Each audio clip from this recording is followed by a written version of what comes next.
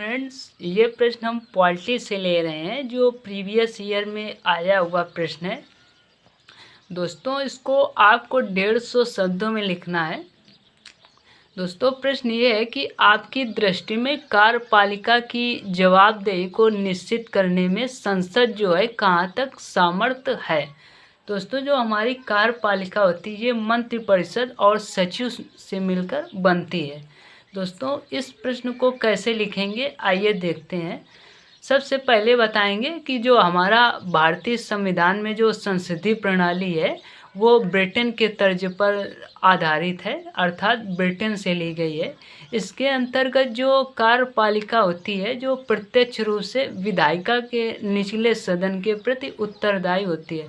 दोस्तों, जो निचला सदन होता है ये लोकसभा होता है। दोस्तों, फिर बताएंगे कि संवैधानिक प्रावधानों, संसदीय संचालन के नियमों और जो परंपराएं के तहत जो विधायिका है कार्यपालिका की जवाबदेही को सुनिश्चित करने का प्रयास करती है। जो विधायिका होती है ये कार्यपालिका की जो जवाबदेही होती है उसके जो सुनिश्चित करने का प्रयास करती है। जो कार्यपालिका विधायिका के प्रति अर्थात उत्तरदायी है। दोस्तों, जो कार्यपालिका जो मंत्रिपरिषद से मिलकर बनी होती है का अस्तित्व तब तक है जब तक लोकसभा को उसमें विश्वास है, अर्थात जब तक कार्यपालिका को विश्वास मत हासिल है। फिर बताएंगे कि संसदीय प्रक्रियाओं जैसे प्रश्नकाल, शून्यकाल के माध्यम से कार्यपालिका पर नियंत्रण रखा जाता है। जैसे जो प्रश्नकाल के दौरान जो संसद होते हैं ये मंत्रियों से प्रश्न पूछते हैं, इस प्रकार से कार्यपालिका पर नियंत्रण बना रहता है। फिर जैसे संसदीय समितियों के द्वारा विधायिका जो होती है कार्यपालिका पर नियंत्रण रखती है। जो दोस्तों, जो संसद में कई तरह की समितियां होती हैं इसके द्वारा भी जो विधायिका कार्यपालिका पर नियंत्रण रखती है।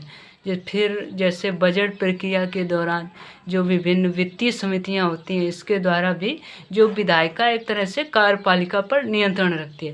फिर इसके बावजूद निम्नलिखित कारणों से कार्यपालिका पर विधायिका का कभी कभी जो प्रभावी नियंत्रण नहीं हो पाता है जो होना चाहिए।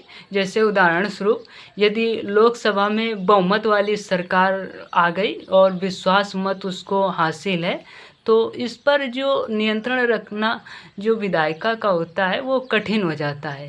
कार्यपालिका पर नियंत्रण रखने के लिए आवश्यक जो विशेषज्ञता होती है वो विधायिका के पास उसका भी कहीं न कहीं अभी अभाव है।